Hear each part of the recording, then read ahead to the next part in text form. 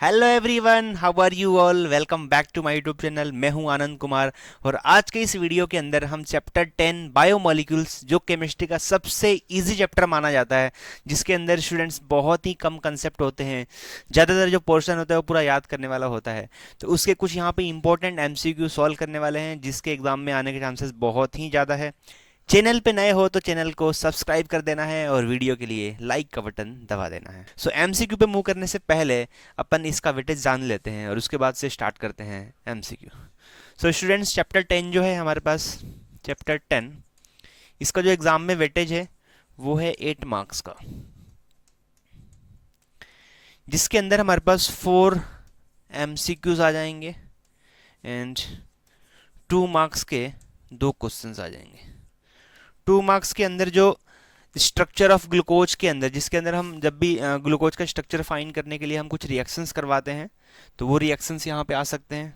ठीक है, इसके अलावा डीनेचुरेशन ऑफ प्रोटीन है, ग्लोबुलर एंड फाइब्रस प्रोटीन है, क्लासिफिकेशन ऑफ प्रोटीन है, वो सारी चीज़ें आ सकती है, primary secondary and tertiary.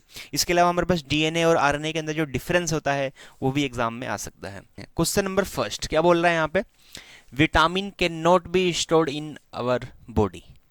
Students, कौन सा विटामिन है जो बॉडी के अंदर स्टोर नहीं होता है? तो जो भी विटामिन वाटर सोल्यूबल होते हैं, बेसिकली वो बॉडी के अंदर स्टोर नहीं होते हैं। और जो विटामिन फैट सोल्यूबल्स होते हैं, बी और सी, विटामिन बी सी जो होते हैं वाटर सोल्यूबल होता है, एक्सेप्ट बी 12। ठीक है, बी 12 जो होता है बॉडी में स्टोर होता है। इसके अलावा बी के जितने कंपोनेंट्स हैं, बी और सी, वाटर सोल्यूबल है।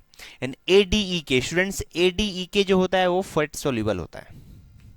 बी एन सी जो होते हैं वाटर सोल्यूबल होते हैं, तो ये बॉडी के अंदर स्टोर नहीं होते हैं, डाइट के फॉर्म में डेली खाना पड़ता है। ठीक है, इसके अलावा जो हमारे पास ए डी ई के है, ध्यान रखना, ए डी ई के, तो ए डी ई के जो होते हैं ये फैट सोल्यूबल है, फैट सोल्यूबल है। और ये वाले जो होते हैं वो वाटर सोल्यूबल होते हैं। तो वाटर सोल्यूबल विटामिन जो होते हैं बॉडी के अंदर स्टोर नहीं होते हैं। तो इसका आंसर क्या आ जाएगा? Vitamin C. Now next question, question number 2, which of the following base is not present in DNA. तो डीएनए के लिए स्टूडेंट्स याद रखना है तुमको ए जी सी टी, क्या याद रखना है? ए जी एंड सी टी। ठीक है, एंड आरएनए के लिए ए जी सी यू फॉर आरएनए। ठीक है, डीएनए आरएनए में डिफरेंस क्या होता है? यहाँ पे थाइमिन प्रेजेंट होता है और यहाँ पे क्या होता है? यूरेसिल होता है। सो आंसर आ जाएगा यहाँ पे यूरेसिल। ये क्वेश्चन स्टूडेंट्स कई बार एग्जाम में रिपीट होता है, तो आ सकता है एग्जाम के अंदर। क्वेश्चन नंबर 3, देखो यहाँ पे हमारे पास ग्लोबुलर प्रोटीन पूछा हुआ है। ग्लोबुलर एंड फाइब्रस के अंदर स्टूडेंट्स जो भी हमारे पास ग्लोबुलर्स होते हैं वो वाटर सोल्यूबल होते हैं, जो फाइब्रस होते हैं वाटर इनसोल्यूबल होते हैं। ठीक है, सो ग्लोबुलर के अंदर हमारे पास आता है इंसुलिन एंड एल्बुमिन। ठीक है, इंसुलिन एंड एल्बुमिन ये कैसे होते हैं? ये दोनों को दोनों वाटर सोल्यूबल होते हैं। ठीक है, याद रखना वाटर सोल्यूबल। और ये जो होते हैं ये फाइब्रस है, मायोसिन एंड केराटिन, ये दोनों फाइब्रस है, वाटर इनसोल्यूबल है। तो आंसर क्या आ जाएगा? Q N S. Q N S, option first is correct. Question number 4, ये क्वेश्चन भी कई बार एग्जाम में आ चुका है। ये तुम्हारा हार्मोन्स का जो पार्ट है चैप्टर के एंड में, वहां से है ये। Thyroxine is iodine derivative of blank amino acid. तो गाइस यहाँ पे जो टायरोसिन होता है, टायरोसिन का जो आयोडीन डेरिवेटिव होता है उसी को हम क्या बोलते हैं यहाँ पे? Thyroxine. Now question number 5, which of the following protein is water insoluble. तभी मैंने बताया था तुम लोगों को कि वाटर इनसोल्यूबल के अंदर कौन से आते थे? फाइब्रस प्रोटीन, जिसके अंदर केराटिन एंड मायोसिन। ओके, सो आ जाएगा आंसर मायोसिन। इंसुलिन एल्बुमिन क्या है? वाटर सोल्यूबल है। क्वेश्चन नंबर 6, क्वेश्चन नंबर 6 भी बहुत ही इंटरेस्टिंग क्वेश्चन है। यहाँ पे बोल रहा है कि जब भी न्यूक्लियोसाइड फॉर्म होता है तो उसके अंदर carbon of sugar gets bonded with base. ठीक है स्टूडेंट्स, तो यहाँ पे जो भी हमारे पास पेंटोज शुगर होता है, देखो इस टाइप से पेंटोज शुगर होता है, एंड पेंटोज शुगर के ये हमारा फर्स्ट कार्बन है, ये सेकंड है, ये थर्ड, ये फोर्थ, और उसके ऊपर यहाँ पे रहता है CH2OH। ठीक है, तो देखो जब भी बेस कंबाइन होता है, बेस कहाँ पे कंबाइन होता है? फर्स्ट कार्बन के ऊपर, ये बेस होता है। इसका आंसर क्या आ जाएगा यहाँ पे? 1। तो जब भी गाइस हमारे पास जो पेंटोज शुगर होते हैं उसके फर्स्ट पोजीशन पे जब बेस कंबाइन होता है उसको हम क्या बोलते हैं? न्यूक्लियोसाइड। एंड इस न्यूक्लियोसाइड के अंदर यहाँ पे फिफ्थ पोजीशन के ऊपर, फिफ्थ पोजीशन पर जब फॉस्फेट कनेक्ट होता है, क्या कनेक्ट होता है, फॉस्फेट, तो इसको हम बोलते हैं न्यूक्लियोटाइड। क्या बोलते हैं, न्यूक्लियोटाइड। और ये न्यूक्लियोटाइड पूरा जो मॉलिक्यूल होता है स्टूडेंट्स, ये सेकंड न्यूक्लियोटाइड्स के थर्ड कार्बन से कनेक्ट होता है, ध्यान रखना, यहाँ से थर्ड से कनेक्ट होगा। नेक्स्ट क्वेश्चन, क्वेश्चन नंबर 7, क्या बोल रहे हैं यहाँ पे, deficiency of vitamin increase blood clotting time. तो विटामिन हमारे पास, देखो स्टूडेंट्स, जो भी विटामिन जो है ना, विटामिन के केमिकल नेम, ठीक है, और फिर फैट सोल्यूबल है कि वाटर सोल्यूबल है, इसके अलावा डेफिशिएंसी से कौन से डिसीज प्रोड्यूस होते हैं, वो बहुत ज़्यादा इंपॉर्टेंट है। वहाँ से एग्जाम में एक क्वेश्चन तो आएगा ही आएगा, 110%। ठीक है, सो ब्लड क्लोटिंग की बात करते हैं तो विटामिन के होता है, ठीक है, तो विटामिन के की डेफिशिएंसी होती है बॉडी के अंदर, तो वहाँ पे क्या होता है कि ब्लड जो होते हैं, ब्लड जल्दी क्लोट नहीं होता है, तो उसका टाइम क्या हो जाता है, इंक्रीज हो जाता है, तो विटामिन के। क्वेश्चन नंबर 8, ये बोल रहा है how many chiral carbon present in fructose. देखो फ्रुक्टोज का स्ट्रक्चर देख लेते हैं। इस टाइप से स्ट्रेट लाइन खींचना है तुम्हें, ऊपर कनेक्ट करना है CH2OH, नीचे भी कनेक्ट करना है CH2OH, ठीक है, 2 कार्बन हो गए। सेकेंड नंबर पे तुमको बताना है C डबल बॉन्ड O, यहाँ पे C कनेक्टेड है, C डबल बॉन्ड O हो गया। नाउ 1 2 एंड 3, इस टाइप से 3 हॉरिजॉन्टल लाइंस बना देना है तुमको। थर्ड कार्बन पे OH जो होगा वो लेफ्ट हैंड साइड पे, बाकी यहाँ पे राइट, यहाँ पे भी राइट, यहाँ पे लेफ्ट, यहाँ पे लेफ्ट, ठीक है। तो देखो स्टूडेंट ध्यान से देख सकते हो, ये जो कार्बन है, कार्बन नंबर 3 4 एंड 5, ये जो तीनों हैं ये कैसे हैं, ये कायरल है, तो दिस इज कायरल कार्बन। तो आंसर कितने आ जाएंगे, 3 कायरल कार्बन्स। तो फ्रुक्टोज के अंदर 3 कायरल कार्बन्स होते हैं। सेम स्टूडेंट्स, तुम यदि ग्लूकोज पे चले जाओ तो ग्लूकोज में क्या होता है, उसके ऊपर एल्डिहाइड ग्रुप होता है इस टाइप से 1 2 3 एंड 4, और लास्ट में क्या आ जाएगा CH2OH। तो थर्ड नंबर पे क्या करोगे, यहाँ पे H और यहाँ पे OH, बाकी सब में OH राइट में, यहाँ पे H, यहाँ पे H, यहाँ पे H। तो देखो ध्यान से, ये जो ग्लूकोज है, ग्लूकोज के ध्यान से देखो 1 2 3 एंड 4, यहाँ पे कितने कार्बन कार्बन, 4 कार्बन जो है कायरल है। एंड ये फ्रुक्टोज, फ्रुक्टोज के अंदर हमारे पास 3 कार्बन कायरल है।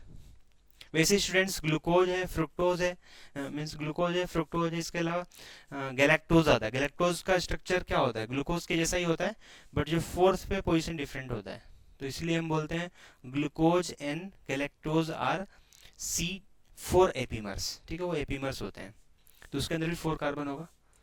नाउ क्वेश्चन नंबर 9, देखो क्या बोल रहा है, सेंटेंस इज ट्रू। कौन सा सेंटेंस जो है वो ट्रू है, चलो चेक करते हैं। हमारे पास ग्लूकोनिक एसिड है, ठीक है, ग्लूकोज को यदि हम Br2 वाटर से ट्रीट करते हैं, देखो ग्लूकोज है हमारे पास, इसके ऊपर फर्स्ट पे कार्बन पे क्या एसिड, CHO, ग्लूकोज के फर्स्ट कार्बन पे एल्डिहाइड होता है, इसको Br2 वाटर से ट्रीट करते हैं तो क्या होता है उस कंडीशन में, ये जो C एल्डिहाइड है ये एसिड के अंदर कन्वर्ट होता है, तो इसको हम बोलते हैं ग्लूकोनिक एसिड, ठीक है। और ग्लूकोनिक एसिड को फिर से यदि हम ऑक्सीडाइज करते हैं स्टूडेंट्स, तो यहाँ पे जो इसका 6 कार्बन पे जो CH2OH होता है, ये प्राइमरी अल्कोहल है, ये भी किसके अंदर ऑक्सीडाइज हो जाएगा पूरा, ये भी COOH के अंदर ऑक्सीडाइज होगा, इसी को हम बोलते हैं सैकरिक एसिड। ये क्या है स्टूडेंट्स, सैकरिक एसिड है, ये ग्लूकोनिक एसिड है और ये ग्लूकोज है, ठीक है, बाकी सब सेम है इसलिए मैंने ड्रॉ नहीं किया हुआ है। तो फर्स्ट जो है वो ट्रू हो जाएगा। सेकंड ये glycogen is example of oligosaccharides, ये रॉन्ग है, ग्लाइकोजन कैसा होता है, पोली होता है, तो ये फॉल्स हो जाएगा। ग्लूकोज इज नॉन रिड्यूसिंग, ये भी गलत है, ग्लूकोज कैसा है, उसमें फ्री एल्डिहाइड ग्रुप होता है, तो ये कैसा है, रिड्यूसिंग है, ये फॉल्स हो जाएगा। And hydrolysis of starch gives glucose and fructose, ये रॉन्ग दे रखा है। स्टार्च का यदि हम हाइड्रोलाइसिस करेंगे तो वहाँ क्या बनेगा, n नंबर ऑफ ग्लूकोज, तो ये भी क्या हो जाएगा, यहाँ पे फॉल्स हो जाएगा। So option A is correct. Now question number 10, बोल रहा है डी ग्लिसरल्डिहाइड, ठीक है, तो ग्लिसरल्डिहाइड के लिए ध्यान रखो, एक अल्डिहाइड डिक ग्रुप होगा और उसके अलावा वहाँ पे OH प्रेजेंट होंगे, अल्कोहल्स वहाँ पे प्रेजेंट होंगे, अमाइंस प्रेजेंट नहीं होगा, ठीक है। देखो यहाँ पे ये NH2 है, ये भी NH2 है, तो ये रॉन्ग हो जाएगा, ठीक है। देखो यहाँ पे OH है, यहाँ पे भी OH है। अब D बोला हुआ है, D में क्या होता है कि लास्ट जो कायरल कार्बन है, ये लास्ट वाला कायरल कार्बन, इस पे OH किधर होना चाहिए, राइट में होना चाहिए, इसको हम बोलेंगे D। और देखो यहाँ पे लास्ट कायरल पे क्या है, OH लेफ्ट में है तो ये एल हो जाएगा। तो ऑप्शन जो है स्टूडेंट्स बी जो होगा करेक्ट हो जाएगा। ये इसमें NH2 ग्रुप है तो NH2 ग्लिसरॉल्डिहाइड के अंदर NH2 ग्रुप नहीं होता है, इसलिए दोनों रॉन्ग है। वैसे इसकी बात करें तो ये डी ये एल हो जाएगा। NH2 से भी अपन DL डिफाइन कर सकते हैं तो ये एल हो जाएगा, और NH2 राइट है तो ये डी हो जाएगा, बट यहाँ पे ग्लिसरॉल्डिहाइड बोला हुआ है। क्वेश्चन नंबर 11 क्या बोल रहे हैं यहाँ पे, out of the following which property is shown by amino acid. तो स्टूडेंट्स तुमको पता है कि एमिनो एसिड का जनरल फॉर्मूला सबको पता है होना चाहिए। एक यहाँ पे एसिडिक ग्रुप होता है कार्बोक्सिलिक ग्रुप, और यहाँ पे अमाइन ग्रुप होता है, और यहाँ पे हाइड्रोजन होता है, और ये होता है आर। ठीक है, आर जो होता है चेंज होता है, ये इसका general formula of amino acid है। देखो ये एसिडिक को शो करता है, ये बेसिडिक मीन्स बेसिक नेचर को शो करता है। दोनों सेम हुए स्टूडेंट्स तो कैसा हो जाएगा, लगभग न्यूट्रल जैसा हो जाएगा, और ये ज़्यादा हुए तो एसिडिक हो जाएगा, ये ज़्यादा हुआ तो बेसिक हो जाएगा। तो एमिनो एसिड्स तीनों टाइप के होते हैं, एसिडिक, बेसिक एंड न्यूट्रल, तो all of 3। Now which of the following basis is not present in DNA। Question repeat हुआ गाइस, अभी मैंने बताया था DNA के अंदर यूरेसिल नहीं होता है। ठीक है, AGCT याद रखो, AGCT। Now question number 13 not polysaccharides. तो स्टूडेंट्स हमारे पास जो सुक्रोज होता है वो होता है डाइसेकेराइड्स, तो वो पॉलीसेकेराइड नहीं है ना। बाकी सेलुलोज, स्टार्च और ग्लाइकोजन कैसे होते हैं, पॉलीसेकेराइड्स होते हैं। क्वेश्चन नंबर 14, ठीक है, 14 में बोला हुआ है B6 विटामिन क्या है। तो B6 के लिए तुम्हें ध्यान रखना होगा TRP। क्या रखना है, TRP। ये B1, ये B2 और ये B6। ठीक है स्टूडेंट्स, तो TRP मीडिया की जो TRP होती है वैसे याद कर सकते हो। तो 1 जो होगा ना B1 वो किसके अंदर होगा, थायमीन होगा, ये B1 का नेम है, केमिकल नेम। B2 का नेम है रिबोफ्लेविन, B2। और पायरिडॉक्सिन, पायरिडॉक्सिन जो है ये इसका नाम हो जाएगा B6। तो ऑप्शन स्टूडेंट्स सी जो होगा करेक्ट होगा। और ये सबको पता ही है स्कॉर्बिक एसिड विटामिन सी का केमिकल नेम है। ठीक है, ascorbic acid. Question number 15 which is bicyclic base. ठीक है, तो जो भी हमारे पास नाइट्रोजन बेस होते हैं कौन कौन से होते हैं बताओ, Ag एंड CTU। ठीक है, Ag जो होते हैं ये कैसे होते हैं, बाईसाइक्लिक, इसके अंदर 2 रिंग प्रेजेंट होता है। एंड CTU जो होते हैं ये मोनोसाइक्लिक होता है, इसके अंदर 1 रिंग, सिंगल रिंग प्रेजेंट होता है। ठीक है, तो हमारा आंसर आ जाएगा एडेनिन ग्वानिन जो होते हैं बाई होते हैं। ठीक है, तो ऑप्शन बी जो होगा करेक्ट होगा, ये आ जाएगा।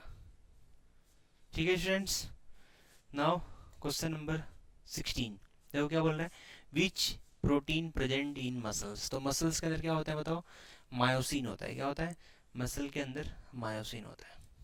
इन केराटिन जो होते हैं ये हेयर और हेयर बालों के अंदर होता है केराटिन। ठीक है, इंसुलिन एल्बुमिन जो होते हैं वाटर सोल्यूबल होते हैं। मैंने अभी बताया था कि ये जो होते हैं वो ग्लोबुलर्स होते हैं, और ये कैसे होते हैं, फाइब्रस होते हैं, वाटर इंसोल्यूबल। क्वेश्चन नंबर 17 क्या बोल रहे हैं, नॉट रिड्यूसिंग शुगर। ठीक है, सो तुम्हारे सीरीज के अंदर ध्यान रखो, ऑल मोनोसेकेराइड्स, मोनोसेकेराइड्स सारे के सारे क्या है, रिड्यूसिंग होते हैं। डाइसेकेराइड्स के अंदर accept sucrose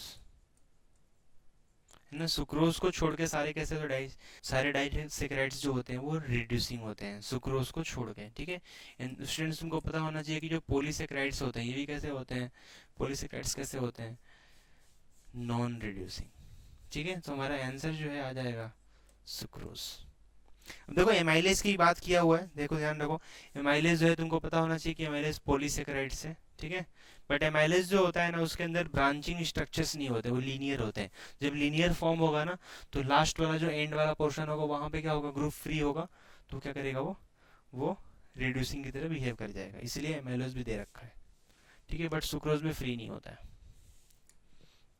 question number 18 which of the following water soluble vitamin. तो अभी मैंने बता दिया। ठीक है, BC जो होते हैं वाटर सोल्यूबल होते हैं, तो ऑप्शन सी आ जाएगा। देखो BC जो होते हैं वाटर सोल्यूबल होगा, और B के अंदर सारे B वाटर सोल्यूबल नहीं होते, जो B12 होता है जो अपने बॉडी में स्टोर होता है, B12 को छोड़ के। ठीक है, ध्यान रखना। चलो क्वेश्चन नंबर 19, ये भी इंटरेस्टिंग क्वेश्चन है, देखो इसको सॉल्व करते हैं। क्या बोल रहा है, अल्डिहाइड ग्रुप इन ग्लूकोज।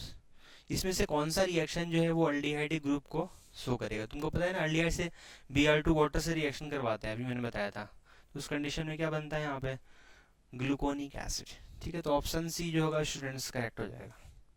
चलो HI के लिए तुमको जैसे ट्रीट करोगे क्या हो जाएगा बताओ, इस टाइप से एन हेक्सेन बन जाएगा। HCN से ट्रीट करोगे तो साइनोहाइड्रिन बन जाएगा। देखो जो फर्स्ट कार्बन है ना वहाँ पे रिएक्शन शो करता हूँ मैं, यहाँ CN हो जाएगा और एक जगह पे H का H रहेगा और एक जगह OH बन जाएगा और बाकी का सेम।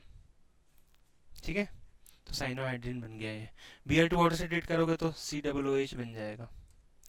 एंड ये तुमको पता ही है एसिटिक एनहाइड्राइड, जिसके अंदर पेंटा एसीटेट बनता है। जहाँ जहाँ हमारे पास प्राइमरी अल्कोहल्स होते हैं, सेकेंडरी अल्कोहल्स होते हैं, वहाँ पे ये रिएक्शन करके क्या बनाएगा, वहाँ पे बनाएगा एसीटेट। ठीक है, क्वेश्चन नंबर 19। देखो 19 में स्टूडेंट्स क्या बोल रहा है यहाँ पे, which base is not present in RNA। ठीक है, तो RNA के अंदर AgCU, तो थायमिन नहीं होता है, तो थायमिन ऑप्शन बी करेक्ट हो जाएगा। क्वेश्चन नंबर 21 के अंदर देखो यहाँ पे बोल रहा है कि जो थायरोक्सिन होता है ये हमारे थायराइड ग्लैंड में प्रोड्यूस होता है, जो आयोडीन डेरिवेटिव है ऑफ ब्लैंक अमीनो एसिड है। तो मैंने अभी तुम लोग को बताया था जो हमारे पास टायरोसिन होता है स्टूडेंट्स, टायरोसिन एक अमीनो एसिड है, इसका आयोडीन डेरिवेटिव मीन्स आयोडीन उसके अंदर कहीं ना कहीं ऐड होगा, राइट। तो उसका आयोडीन डेरिवेटिव होता है, वही होता है थायरोक्सिन। ठीक है, ये NCERT तुम्हारी जो टेक्स्ट बुक है ना उसके अंदर जो हार्मोन्स का पार्ट है, जो अपने पास न्यूक्लिक एसिड का जो पोर्शन एंड होता है, तो वहाँ पे ना NCERT ने लाइन में दे रखा है ये। ठीक है, वहाँ से क्वेश्चन बनाया हुआ है। देखो बायोमोलिक्यूल्स के अंदर से स्टूडेंट्स एक भी क्वेश्चन बाहर का नहीं आने वाला है। ठीक है, तो NCERT एग्जाम्पलर हो गया, NCERT की टेक्स्ट बुक, इसके बाहर जाने की जरूरत नहीं है। और नीट के अंदर भी ऐसा ही होता है, नीट के अंदर भी इसके अंदर का ही होता है। देखो 22 में क्या बोल रहा है, which one act as a non reducing sugar. फिर से रिपीट हो गया, नॉन रिड्यूसिंग के अंदर क्या आता है, सुक्रोज आता है।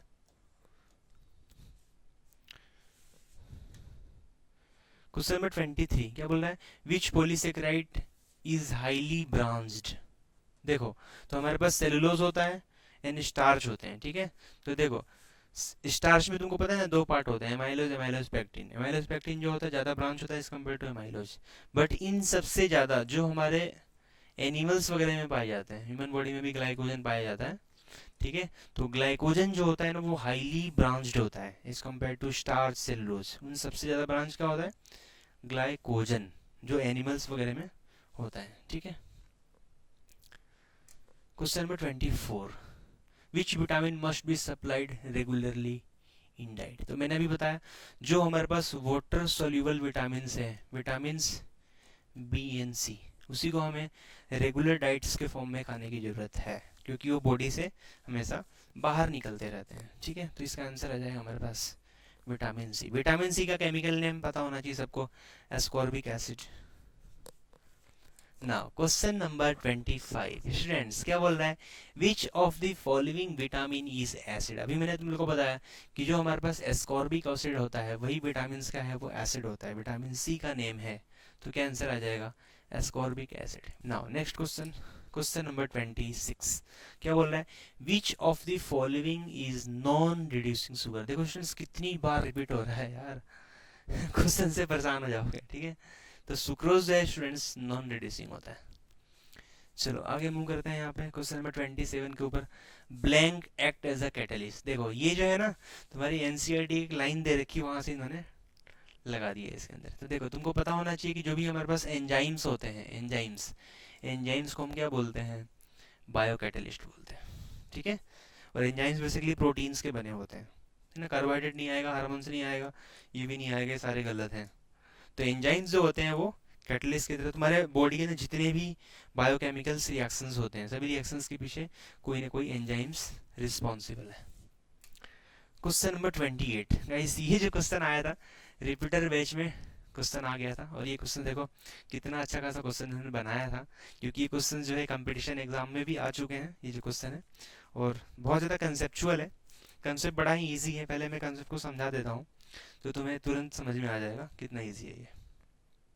देखो यहाँ पे बोल रहा है विच of the following is anomer pair. ठीक है, सो एनोमर पेयर के लिए ध्यान रखना है। देखो इसका शॉर्टकट भी है, शॉर्टकट पहले समझ लो, ठीक है। एनोमर्स किसको बोलते हैं बेसिकली, जो भी हमारे पास ये ग्लूकोज में जो अल्डिहाइड होता है या फिर फ्रुक्टोज के अंदर जो कीटोनिक ग्रुप होता है, ये क्या करता है ना कि ये 5th कार्बन पे अटैक मारता है और वहाँ पे इस टाइप से जाके हेमी एसिटल बनाता है। कैसे बनाता है, देखो यहाँ पे क्या है ना, ये H डायरेक्टली कनेक्टेड है और ये हो जाएगा OH और ये हो जाएगा O, इस टाइप से कंबाइन हो जाएगा। तो ये जो फर्स्ट कार्बन है ना स्टूडेंट्स, जहाँ पे अल्डिहाइड ग्रुप है, इसी को हम बोलते हैं एनोमेरिक कार्बन।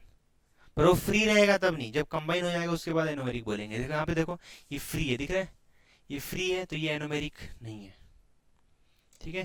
देखो यहाँ पे ये फ्री है, ये एनोमेरिक नहीं है, ये भी फ्री एल्डिहाइड ग्रुप है तो एनोमेरिक नहीं है। तो ऑप्शन ए और बी तो ऐसे ही गलत हो जाएंगे, ठीक है। क्योंकि एनोमेरिक कार्बन तभी होता है जब वो फिफ्थ पे अटैक करके कंबाइन होता है। देखो इस टाइप से हेमी एसिटल स्ट्रक्चर बनाता है, तभी होता है। तो दोनों तो ऐसे ही गलत हो जाएंगे। अब देखो ये बचे 2 ऑप्शंस, ठीक है। सो एनोमेरिक फर्स्ट कार्बन को अपन क्या बोलते हैं, एनोमेरिक बोलते हैं।